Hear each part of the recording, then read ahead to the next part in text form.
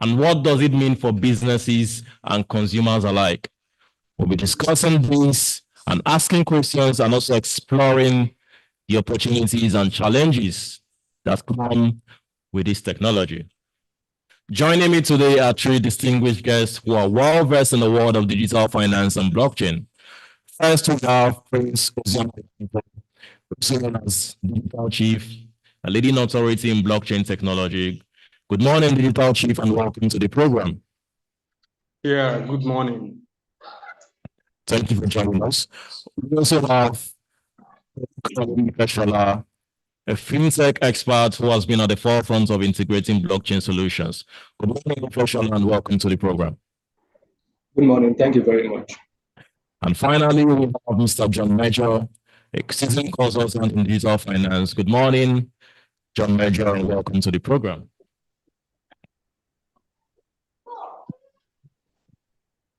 Mr. John Major, can you hear me?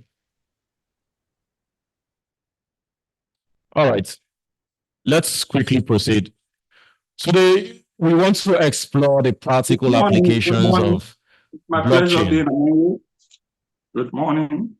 Yeah, good morning. Good morning and welcome. So today we want to explore the practical applications of blockchain, its impact on global finance, and what the future holds for digital technology. So stay tuned as we unravel the complexities of blockchain technology and find out why it's being pushed as the future of digital finance. So let's start with the basics here. Ozioma, Digital Chief. Let me start with you. You're a leading voice in the space of digital technology and digital finance. Can you help our viewers understand what exactly is blockchain? How do you define it in a way that is explainable to someone who is a beginner? Digital Chief. Okay, thank you very much for this opportunity to explain blockchain to the public. Blockchain is, from the layman understanding, is a decentralized ledger technology. That's the common definition anybody can give anyone at any point in time. But the question is, what is decentralization and what is a ledger? Decentralization is, in common language, a kind of democratization of finance. That's decentralizing the financial system of the world, making it possible for everyone to participate in the governance and control of financial systems. So if you bring it to the political terms, one could say that blockchain is the democracy in finance, such that the voice of the common man anywhere in the world can be heard in the control of the financial system of the world. That's what blockchain is in a layman's language. Now, a ledger, if I have to define ledger too, because the question is blockchain, what is blockchain? And blockchain is a decentralized ledger technology. Ledger means the book of accounts of the financial systems of the world. Contrary to the centralized system of finance, where the ledger books of the banks of the world are only available to the owners of the shareholders and owners of the bank. Here, the ledger system of the book of accounts of the blockchain is open to the world. Anybody can access it from any part of the world. So it means inclusivity and availability to the common man anywhere in the world. So that's a common definition and explanation of blockchain technologies. All right, thank you very much, Digital Chief, for that wonderful explanation on what blockchain is. Now, Feshola, building on what Digital Chief has just said, could you share with us the key features of blockchain that make it such a revolutionary technology? I mean, we know that we are seeing that blockchain is the future, but what sets blockchain apart from traditional systems?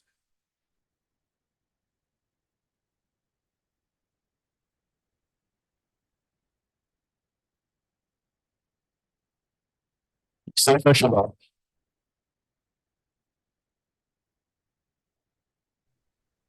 Hello, can you hear me? Yeah, I can hear you. Look at my question. Okay, I got it. It's fair. Okay, just like my colleague has earlier explained, blockchain is a revolutionary technology that is mostly used by the cryptocurrency industry presently. And the problem it has come to solve is the problem of decentralization. What that means is this. If we look at the history of how money and transaction came into place, man has always transacted, whether trade by barter, later money came in. And later on, there's actually need for verification of the authenticity of transactions. So that is where the government came in with the banking system.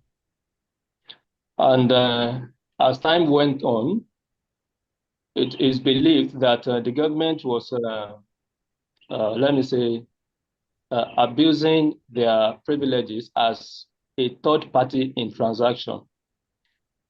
And that is how blockchain came into place. So blockchain came in scrapping out the issue of third party in transactions. And transactions can be verified without any form of discrepancies or complaints. And this is done by smart contracts. But talking about the features of a blockchain, the blockchain in its features help to solve, apart from the problem of decentralization, the banking system can also be hacked. Hackers can manipulate data and information. Hackers can conduct financial transactions without your consent. And that is one of the solutions that blockchain has brought. So decentralization and security. So how does it achieve that? It is by the features. So blockchain has three key features. But first and foremost, you cannot explain blockchain without understanding what a block really is. The block itself has three features. It has what we call data. If I'm sending money to you, you are the receiver and I am the sender. So the data consists of the receiver's address, the sender's address, the amount that we are sending, as well as the date and time of transaction for record purpose. So that is one part of the block. Another part of the block is the previous transaction hash. The hash is more or less like a digital signature, like a digital fingerprint that verifies transaction. So the previous transaction hash, because there was a previous transaction before this current transaction. So in a single block, you are going to have the previous transaction hash as well as the current transaction hash as well. So if somebody is going to hack this system, the person is going to have to actually manipulate the previous transactions as well as the current transaction. So the block, like I said, consists of data, previous transaction, the current transaction, and what we call nonce as well too. So this is used in mining to generate random codes that aligns with that particular transaction. So when we now say blockchain, is more or less like one block that certifies one transaction is connected to the next block. So it becomes a chain. So those are the features of blockchain. Thank you very much. Thank you very much, Mr. Ifeshola. Indeed, that was detailed, and I'm sure everyone grasps what you said. That was really explanatory. Thank you very much for that. I think now that everyone has gotten a grasp of the fundamentals, I think that what you just explained, it was really, really explanatory. Let's look at real world applications. John Major, can you give us some examples of how blockchain is being used in today's world. I mean, across various industries, how is blockchain technology being used?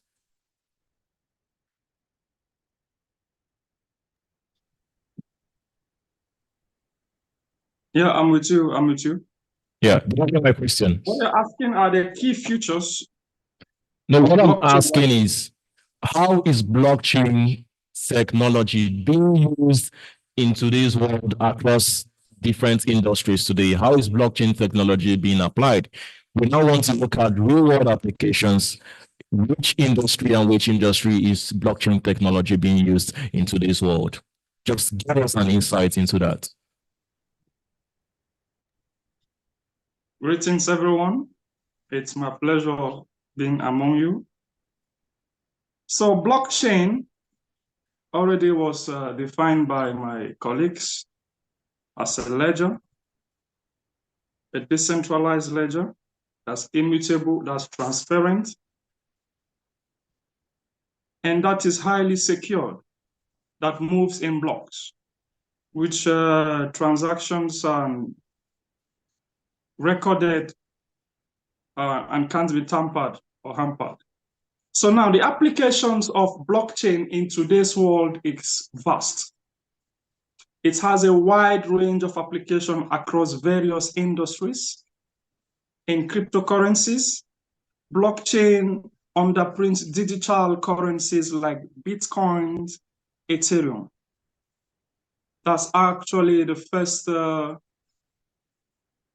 deployment of Satoshi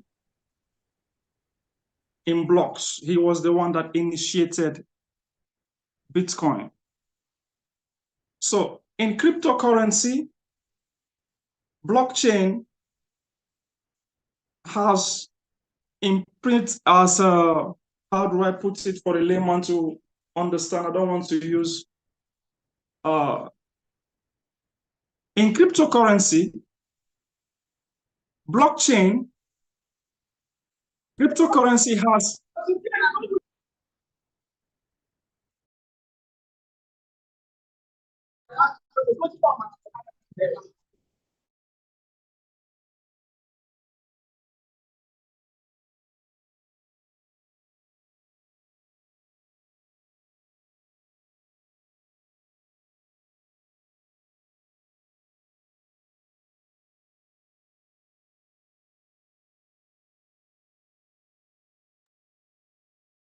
Can you hear me? We can hear you. Go ahead, please. Okay. So in cryptocurrencies, blockchain enables secure, transparent, and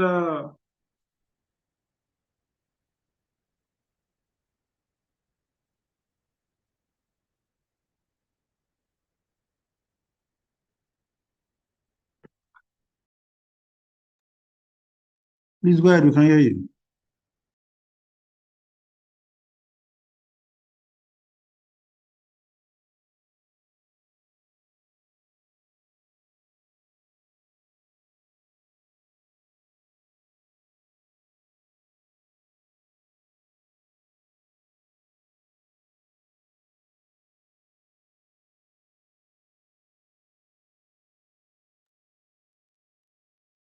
Please go ahead. We can hear you, sir. You muted yourself. You muted yourself.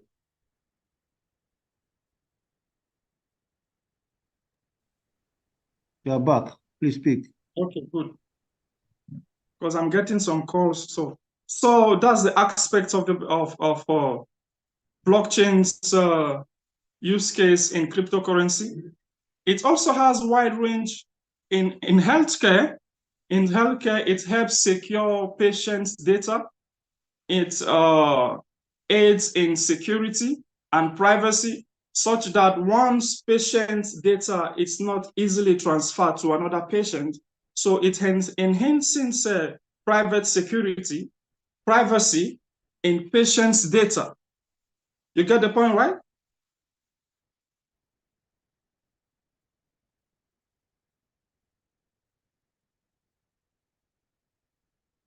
Do you understand? I don't know if Yes, you we can can hear hear me. But We can hear you. We can hear you. okay, okay. Now, it also helps in elections. You can use blockchain for free and credible elections. So how will it work? It will work in such a way that each block, if a block is completed in a transaction, it moves in the chain in a linear form, such that the subsequent block cannot be tampered with. If you want to tamper with any of the blocks, you would have to collectively tamper with every data at once. So that is one. Actually, if it is used in elections, you cannot easily rig an election. So before you will manipulate a voter's election, a voter's right, you will have to tamper with others' voters' rights collectively. So blockchain can be used in our electoral processes perfectly.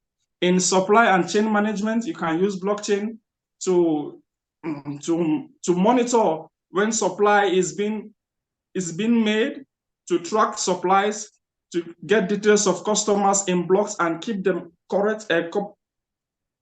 correctly so that everything is done properly.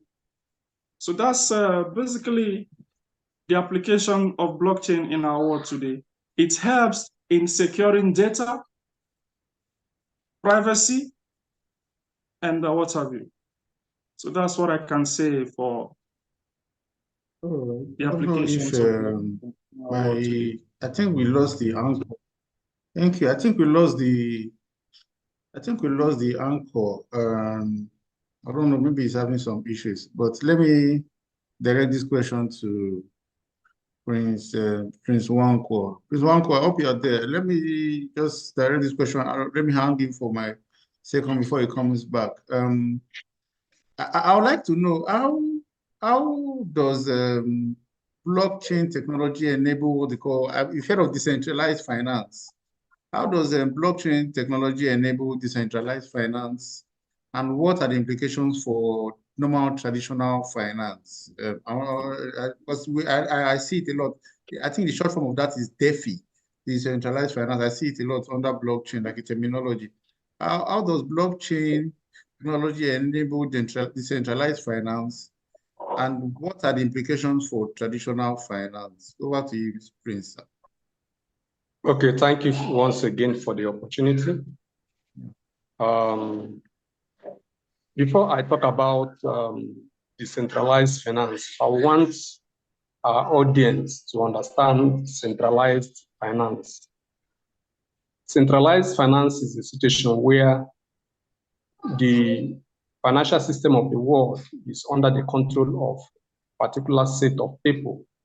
Perhaps the government structures control the financial system of the world, where you have the World Bank, the IMF, the central banks of nations, commercial banks, owned and controlled by a selected few, perhaps the shareholders or the executives of the banks. Now, because of the use of centralized finance, as time and technology developed and advanced, the proponents of decentralization, that's democracy, like I said, in financial system of the world, proposed a system of payment where the middlemen would be excluded in financial transactions. Because most times you discover that heavy charges are being incurred as a result of middlemen in business and financial transactions. So the proponents of blockchain, the Satoshi Nakamoto team, whether it's an individual now or a group of persons that came together to propose that first digital asset called Bitcoin and deployed it on blockchain, making it possible for technology to control the system instead of human elements controlling the system. So that is centralized finance. With the advent of blockchain, we are now talking about decentralized finance, what's abbreviated in the form of DeFi. Decentralized finance is a situation where the technology controls the financial system, one. Number two, it eliminates middlemen in financial and business transactions, like in real estate.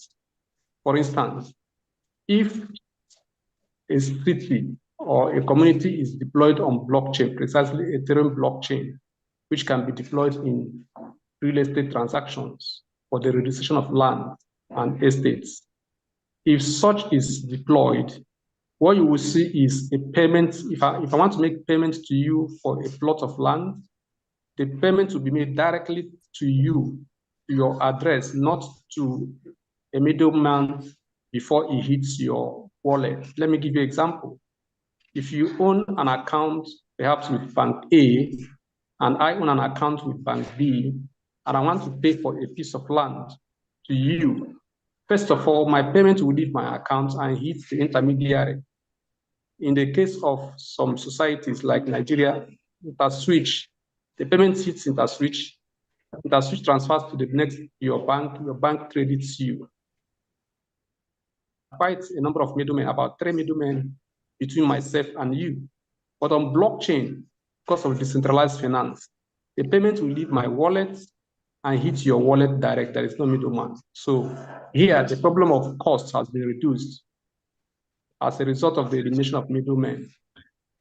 Now, talking about the implication in traditional finance, the advent of a new system of exchange does not eliminate the previous exchanges. As we speak now, as much as we understand that trade by barter is no longer a prominent payment system or exchange system, is still in existence. Exchange of goods and services for goods and services is still in existence. But the most prominent system of exchange takes the order of the day, while the centralized system is giving way gradually because the world is becoming a global village and technology is taking over almost every system of business and operations. So most borderless payments will take the order of the day, which is what technology has given us, and blockchain is the driver of such technology. Thank you. Okay, thank you. I can see my Mr. Emma Thank back too. Thank you very much, Mr. Kelvin, for handling. Sorry, Mr. Emma. I just wanted to ask one more question before you go. I wanted to ask direct this to Mr. Olushola, just a quick one. I've noticed, Mr. Olushola, I've noticed some governments are pro blockchain and some of them are not pro blockchain. I don't know. I don't know if it's China or I've noticed the way some governments behave towards blockchain technology. I don't know why this attitude towards it. What do you think is the reason? Just for you to answer that, then I'll hand over to you, Mr. Emma. Thank you.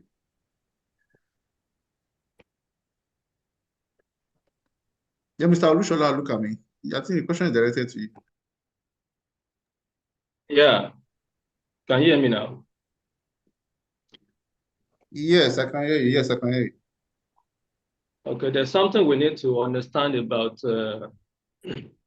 government and traditional financial systems. Recently, we heard about the arrest of the CEO of Telegram, Pavel Durov. And the reason for his arrest is simply because he refused to hand over the data of users of Telegram over to the government. It's a long story anyway, I won't like to go into it, but one thing we need to know about government agencies is they like to have control over every institutions. So whatever will take government influence out, where they will not be able to form policies, most especially financial policies that favor the government does not want it. And that is why we have been talking about the fact that blockchain is a revolutionary technology, which comes to implement decentralization. So the fact that it's centralized means it's taking the middleman out. And in this case, in financial transactions, the middleman is the government. So if you can boycott the government, that means there are some let me say, financial benefits that the government will not in. Then the blockchain technology is also a threat to the traditional financial banking system, in the sense that the kind of transaction cost you incur in sending and receiving fiat currency is being boycotted by people who are using cryptocurrency on blockchain technology. So being a threat to the traditional financial system, in fact, there is, if we listen to the news now, some major banks are under serious threat to collapse, even in the US and the UK. And for them to sustain their existence, they also have to adopt that blockchain cryptocurrency trading system for them to be able to stay relevant. So this is actually the reason why government is trying to clamp down on the use of cryptocurrency, because many people are getting to know about it. This year, last year, many of the financial giants, world economic institutions are actually filing for Bitcoin ETF, Ethereum ETF, Solana ETF, meaning that even major institutions are also opening eyes into cryptocurrency investment. So as it is gaining wide recognition across the world, the relevance of government and the banking system is also coming down. So that is actually the major reason. Presently, there is a kind of consensus that the government is putting in place now to regulate cryptocurrency. Now, regulating cryptocurrency trading is one way or the other trying to make it, to remove the decentralized benefit of cryptocurrency, in which government forms policies and everything, and the community does not have a much say on things like that anymore. So that is the major reason. Thank you very much, Mr. Ifeshola Olukami, for that wonderful explanation. And thank you, Mr. Kevin, for handling the situation very well.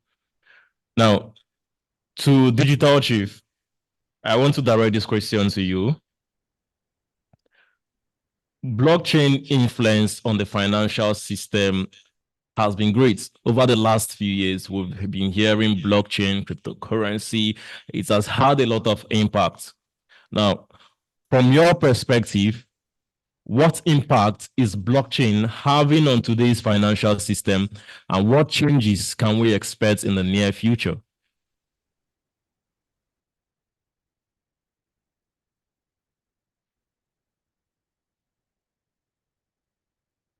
Digital Chief.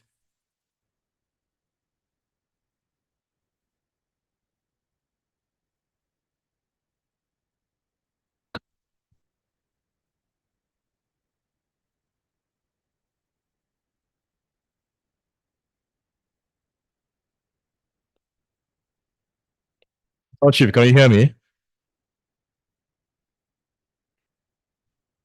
Okay, just before Digital Chief gets his connection right and joins us again, let's move over quickly to Mr. John Major. I'm available now.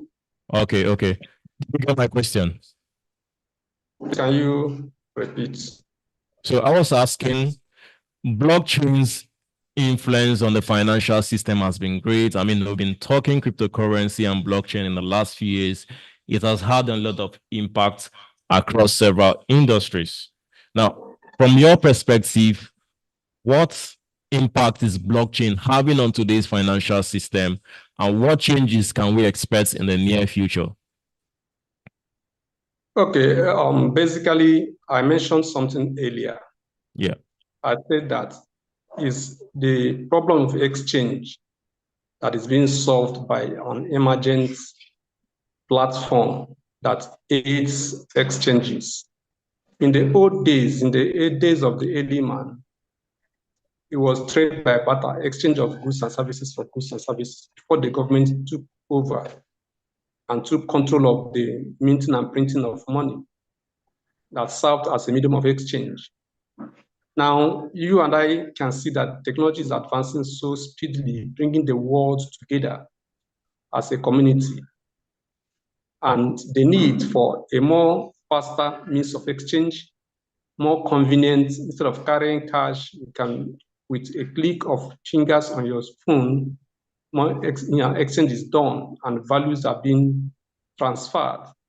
So the fact that blockchain is revolutionizing the financial system of the world, it doesn't mean the traditional financial system will be edged out of exchanges.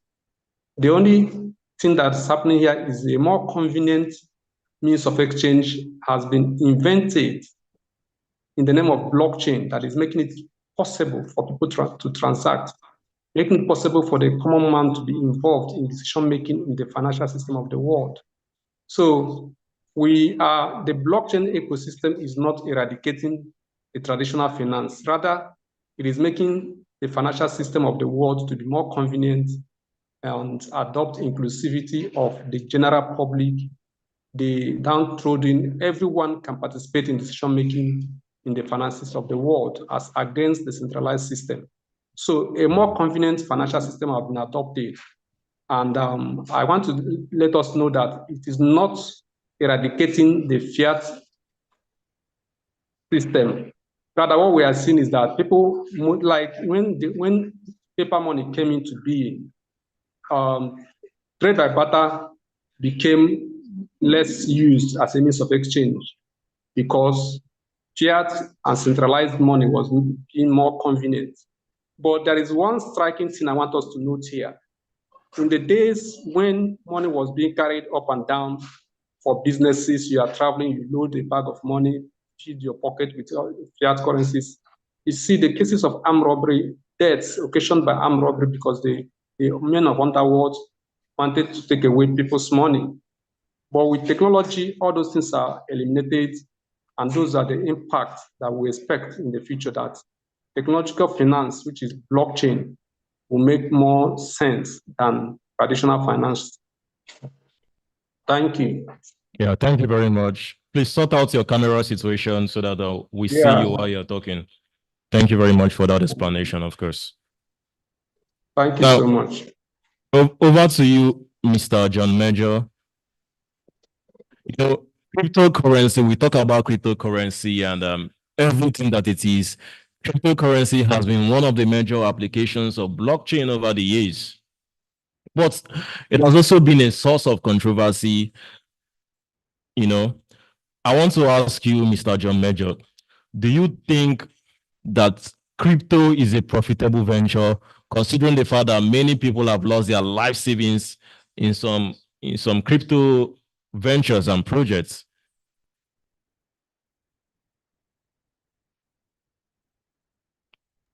Okay, Mr. John Major? Yeah, I'm with you. I got yeah, your did you question. get my question? I want to know if crypto is actually a profitable venture. Yeah. Actually, cryptocurrency can be a very profitable venture. But before one dives into cryptocurrency, he or she needs to have done his DD. Because the volatility in crypto is very high. So before you venture into cryptocurrency, you must ensure that you Please have turn on done your video. due diligence. A video is on. I can't see your face from my end. Yes. And if possible, put your camera in landscape position so that everyone can see you very well.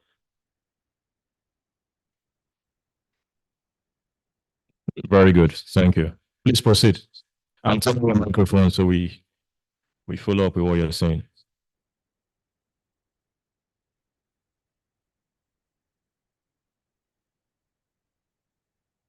Turn on your microphone, sir. Your microphone is off.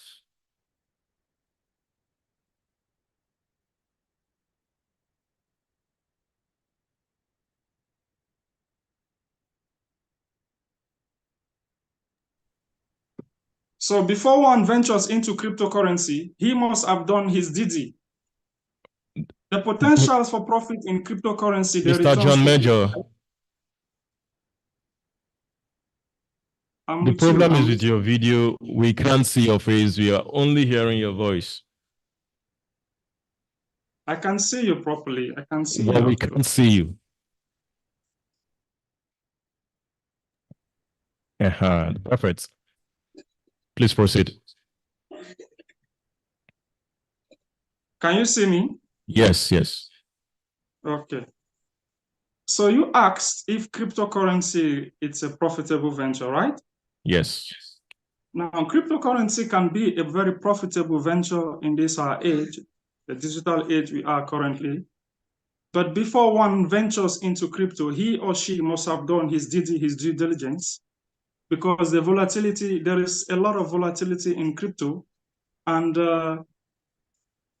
as a result of this volatility, it could lead to high profits or very high losses. So the profitability of crypto can be certain. Like when Bitcoin was deployed by Satoshi, early investors made a lot of money. The price per Bitcoin there was less than a cent. So early investors, those who took that risk and invested in crypto back then in 2008, currently they are sitting in a lot of millions. So that's the profitability aspect of crypto. Like in recent years, we saw the rise of meme coins that some community members came together and pushed forward meme coins like Shiba. Investors that dived into the frenzy, the hype with $100, it gave them a return of over a million%, close to 2 million% of their investment. I know of someone that backed about $68 million from an investment of $1,700. That's massive. So cryptocurrency can be very much profitable. But you know, as a businessman, for you to make profit in any business, if you are not yet well-to-do, you should start that business, ensure that you take a lot of risk with little amounts of money. So you diversify your investment, yet with fragments, with small amounts of money. But when you've grown, you've become well-to-do, what you do is you take little risks with huge amounts of money. So now this cryptocurrency, as it stands now, all the investors, because it's still growing up, it's not yet adopted in most countries. So I would advise people that want to venture in it to take little risks, little investments, and spread their portfolios, so the returns would indeed be massive, and it will put away some losses caused by the volatility of the market. That's what I have to say. Yeah, thank you very much. So you are telling us that cryptocurrency is actually profitable, but one needs to apply caution and of course invest what you can afford to lose because of the volatility in the crypto markets. That's what you're saying, if I'm correct, if I heard you well. Actually, that's what I'm saying. Before investing, you need to be cautious. You should also know your risk tolerance before you actually invest in crypto. Though it could be very profitable. Yeah. Yeah, thank you. Let me, Mr. Ifeshola, let me ask you, this is a critical issue right now. Some people argue that cryptocurrency is basically a Ponzi scheme, especially when you consider the failures of several crypto projects in the past and platforms like Zaphon, OneCoin, BitConnect, and some of the others that we cannot mention here. What's your take on this? Do you think that cryptocurrency is a Ponzi scheme and that's it's not actually yielding anything, Mr. Ifeshola?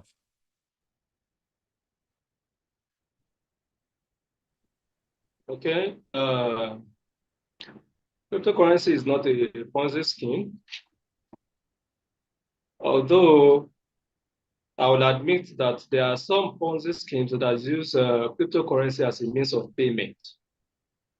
But that doesn't mean that business is in the cryptocurrency industry. So, like the most common Ponzi schemes that we all know is MMM. Back in those days, they were using fiat currency as a means of payment. But there are some Ponzi schemes that will use Bitcoin as a means of payment. That doesn't mean that it is a cryptocurrency investment platform. It is a Ponzi scheme that uses cryptocurrency instead of fiat currency as a means of payment. So we do not need to confuse those things together. Yeah. Now, there are as well failed cryptocurrency schemes as well, like the ones you mentioned. So, and I will, come out of the fallout of what my colleague just said previously, that just like every other business outside there, you want to be a medical doctor, for example, you spend 5 years, depending, in the university trying to study. What you do is you are acquiring knowledge. Any field at all that you want to venture into, whether agriculture, tech, or whatever field, the very first thing you do is you acquire knowledge. If you do not acquire knowledge, you are 95% sure that you are going to run into wrong investments. Does it mean it is a Ponzi scheme? No. You are the one that is not equipped before you venture into it. So this is what we tell people who want to come into cryptocurrency. First and foremost, take the money out of your mind. What brings most people into cryptocurrency is the fear of a particular profitable project in which people make money from, just like Shiba Inu that Mr. John Major just talked about. When those kind of things happen, it sends a kind of shock wave into the cryptocurrency industry. People who never knew about crypto before we run into crypto. Early this year as well too, Notcoin, people got a lot of money from Notcoin. And many people, there was a very big influx of people into the cryptocurrency industry. Now, what brought them is because they heard people made money. And they are the first thing on their mind is they want to make money. Now, do you just say you want to be a medical doctor and you go to the hospitals to apply? No. So they want to jump the process and get the benefit. So there is a price you pay before you can win the prize. That price that you have to pay in the cryptocurrency industry is the time and the resources that you commit into equipping yourself with adequate knowledge. So there are scam ventures in every field. If you go into agric, you can be scammed. Even countries are being scammed as well. So I won't say there are not such ventures in crypto space, but with adequate knowledge and analysis. Then something very important as well, to risk management, just like my colleague talked about. You must know your risk tolerance. You must manage your risk properly. Then you must also have emotional intelligence to be able to make the right decisions in your financial investment. So with that, cryptocurrency is not a Ponzi scheme. It is a well-organized financial investment platform where people can, in quite a lot from it. Thank you very much. Yeah, thank you very much, Mr. Ifeshola. Now, moving over to you, Mr. John Major, for those interested in investing in crypto, it is crucial to know the right projects to pick. How can one identify a good cryptocurrency project to invest in? What factors should be considered when, picking out a project to invest in? Mr. John Major.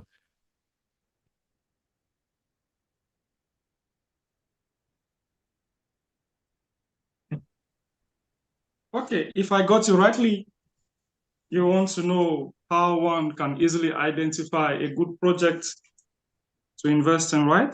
Yes. Now, before you invest in a project, like I said earlier, you should do your DD, your due diligence, ensure you know or go through the project's white paper. Now, what does the white paper enable you to know? It will help you to understand the project's vision, the project's roadmap, the innovations that the project intends to bring to the market. Those are the basics you need to know about a project before investing. The team, you should know the team's credibility. If they've ventured in projects before previously, how was the success of the project they ventured into? How did it go? Their history, you should have sought into considerations. Also the community, how is the community? Pardon? Hope you can hear me. Yeah, I can hear you. I'm receiving calls, that's why it's breaking. Please, if you could put your phone on DND so that those calls would not come in. But please proceed, Okay. We can hear you. Okay, the team. Ensure, I've talked about the team, the community. How is the community? Because a project with a vibrant community, I will go for a project with a vibrant community than a project with utility. You know why? Because a vibrant community will push that project forward and bring more adoption into the project. So ensure that the community is vibrant, the community is lively, the community is ready to do the needful. So how is the community? That's also one of the things you need to take into consideration. Now, the tokenomics matters a lot because you could venture into projects whose team is good, they have good profile, good roadmap, the white paper is clear, yet the tokenomics is somehow fishy. There could be some code in the contract that could be fishy, like some of us that partook in some pre-sales, like I bought some pre-sales worth about $6,200. That was a DOP with all the promises they made. $6,200, that's a lot of money. Definitely.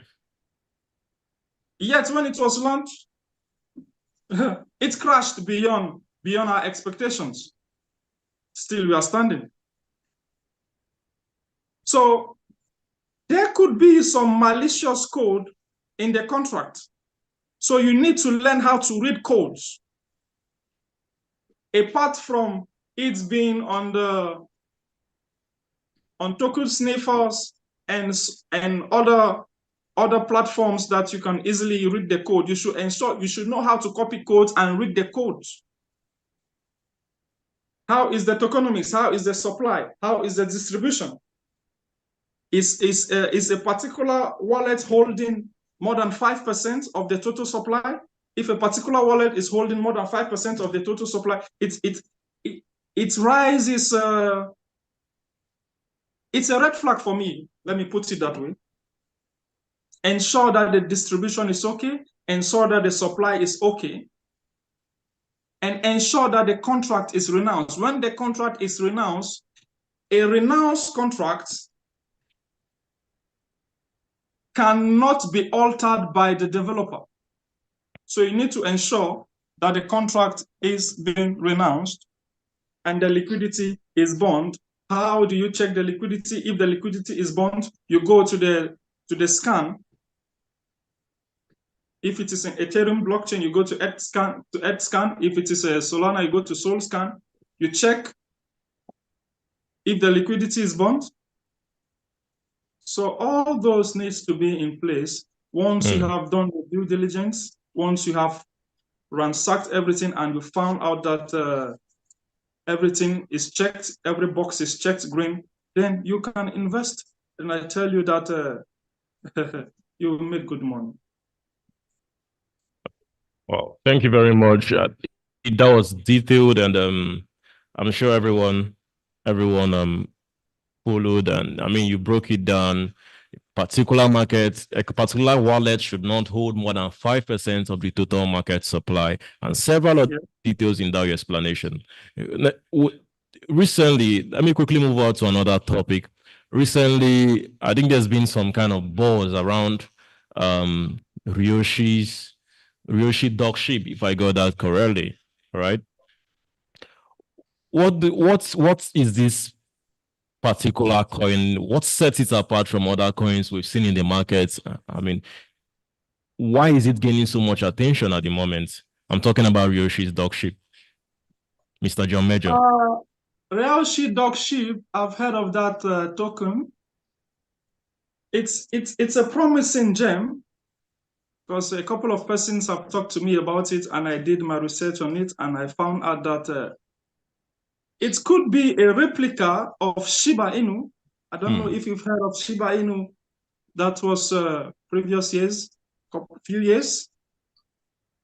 The developer that goes by the name Ryoshi deployed the Shiba Inu token, and it went mainstream in less than a year. So after I went through the details of the Ryoshi Dogship on Sol, I found out that a replica of what happened in Ethereum is set to happen on the Solana chain. So I went deep, I did my research, I found out that the supply is 900 trillion. The holders, nobody holds more than 3%. I said, wow, that's interesting. The dev is active, the website is active, the community is active, the Twitter handle is active. I said, oh, this is really something that one needs to invest in this season. So it made some run from about, let's say 5K market cap to about 260K market cap, thereabout. Then some early investors, which is normal, they had to pull out some of their profits. Yet, the community is vibrant because I visited the Telegram. I visited their community. So I see that everything is vibrant. So I think it could really make wave this bull run season. So it's worth a try. It's a good one. Thank you very much, Mr. John Major. Again, you talked about the market cap of Ryoshi's Dogship. Let's dig a little deeper here now. You know, how important is a cryptocurrency's market cap? You know, when evaluating its potential for investments, where does Ryoshi's Dogship stand in this regard in terms of market cap, and just something investors should look out for?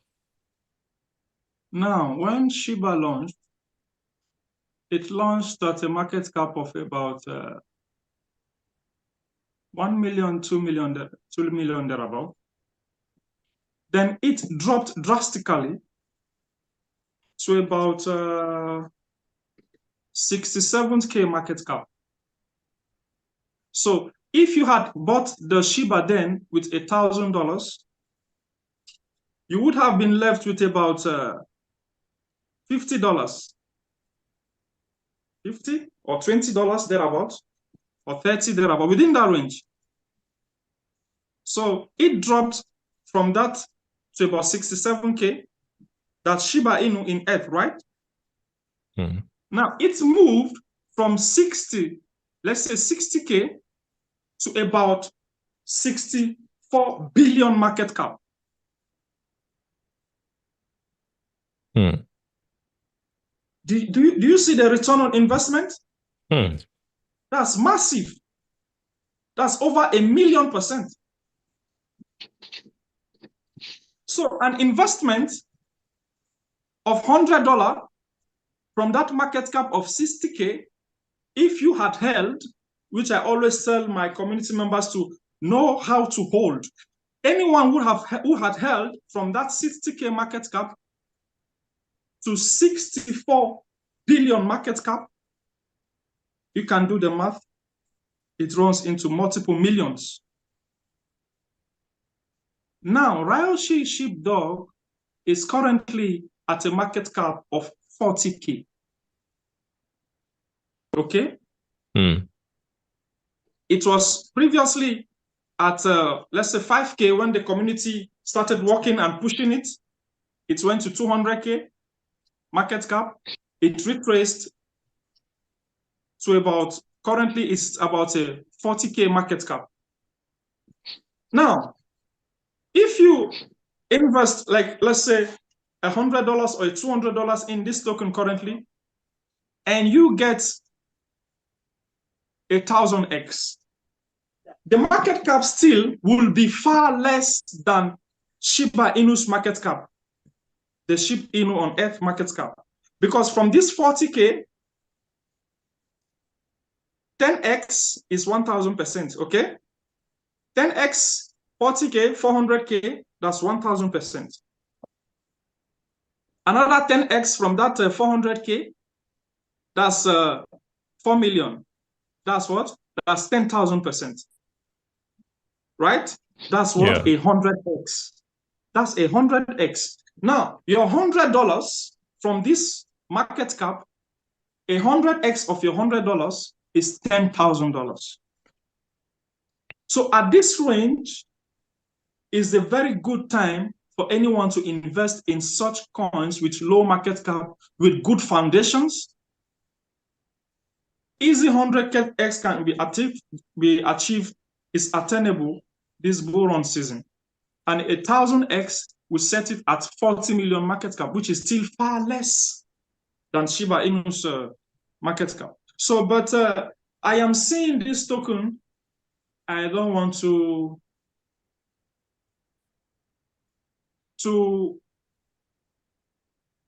exaggerate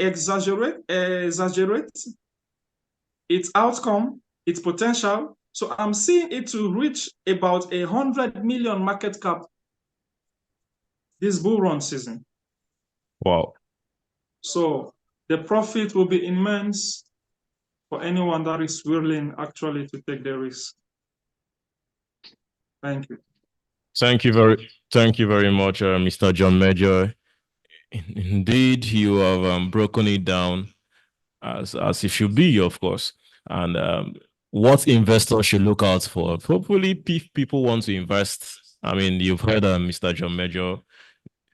You make the decision yourself, and of course, you should always remember that cryptocurrency is not a get-rich-quick scheme. Sort of, you know, you need to do your due diligence before investing in any crypto. And everything that is being said that is expert, it's not a financial advice. Do your research, of course, before investing. Yeah. But before we wrap up, let me quickly move over to Digital Chief. You know, I want to ask you, what are your thoughts on the long-term viability? Well, first of all, Mr. John Major, are you with me? Yes, I'm with you. Roshi's Dogship how do we classify it? Is it a meme coin, or I mean, what's the category of Ryoshi's dog ship? Ryoshi dog ship, it's a meme coin. Yeah, but there's something currently happening in the crypto space. Most projects are being launched currently under the guise of meme coins.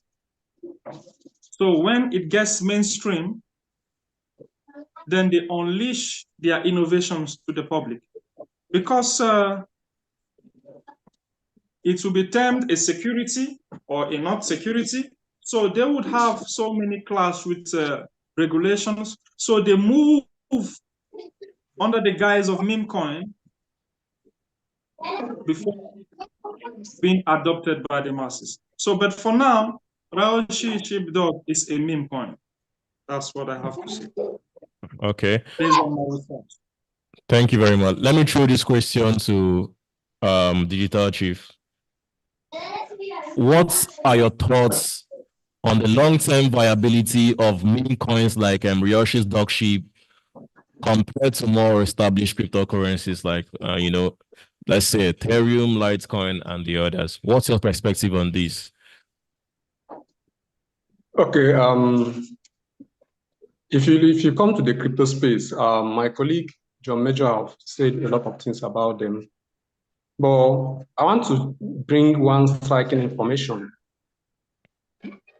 in terms of the expectation of the masses and those who want to profit from the industry. As Ifeshola have said, education is very necessary. Getting adequate knowledge is very necessary because the technologies are developing almost on a daily basis. So people shouldn't just jump into any business without getting mentorship, some form of education, and follow those who understand the system. Just like in real estate, people understudy those who are established before they pull out and start their own venture. Now, if you look at blue chip projects like Bitcoin, Ethereum, Solana, and the rest of them, Litecoin and the rest of them, the market cap are so huge that what will make them do 2x, that's like 10%, or 100x, like 100x in terms of return on investment is very, very huge. The amount of fund that is required to push them up to, like Bitcoin, if Bitcoin does 2x, that means your $100 investment or $1,000 investment will just become $200. But when you come to meme coins, they have the potential, low market cap, they have the potential to do 1,000x, 10,000x, and the rest and more. So most early investors would prefer a market or a project where their little capital could generate maybe 1,000x for them, like somebody using 100x to make $10,000 with $100. So if you look at this range of performance, you will discover that most people want to jump into meme coins that have this potential to do 1,000x or 100x or more than using their little income or startup capital to buy Bitcoin or Ethereum. So the meme coin market is vibrant and have more potentials to make newbies like huge income than diving into the more established projects like Bitcoin, Ethereum, and the rest of them. So this bull run will see the rise of meme coins like Ryoshi Sheepdog. And again, because of the popularity of the Shiba Inu ecosystem and Ryoshi deploying the Ryoshi Sheepdog on Solana blockchain so that people will get to understand what is happening. The potential of Ryoshi Sheepdog is so high because of low market cap. Before it gets to 40 million market cap, early investors will have gained 100 to 1,000x. So I will most preferably encourage early investors to start with meme coins that will give them huge return on investment, like Shiba Inu did to us about 3 years ago. So that's what I have to say about this. Thank you. Yeah. Thank you very much. Thank you so much, gentlemen, for joining us. Thank you, Prince Ozioma Nwankwo, Digital Chief, Olukami Ifeshola, and of course, Mr. Jem Major, for all of that educative advice you've shared with us this morning. Sharing your expertise with us today has been really helpful, and we thank you. Blockchain and cryptocurrencies are complex industries, and they are always going to evolve. And you've given our viewers a lot to think about this morning. To the audience, cryptocurrency is always going to be profitable, as you've heard our keynote speakers speak today. It is for you to do your due diligence and prepare before jumping into the market. Of course, always remember not to follow the bandwagon, and we hope that all you've heard this morning, you can assimilate and do your own research before jumping. The opinions here are the opinions of the speakers. It is not in any way a financial advice. No one is going to be responsible for whatever decision you make, but of course, do your due diligence. Until next time, it's going to be a wrap on this program. Thank you, everyone, for joining. Stay informed and stay ahead. My name is Maya Emmanuel, and see you next time. Good morning.